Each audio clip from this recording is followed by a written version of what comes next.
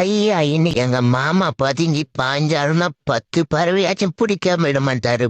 சீக்கிரம் மாமா போ, கிட்ட வந்துச்சு பாரு, போய் பிடி மாமா. மாமா என்னடா இந்த ஆளு தூங்கிட்டானா?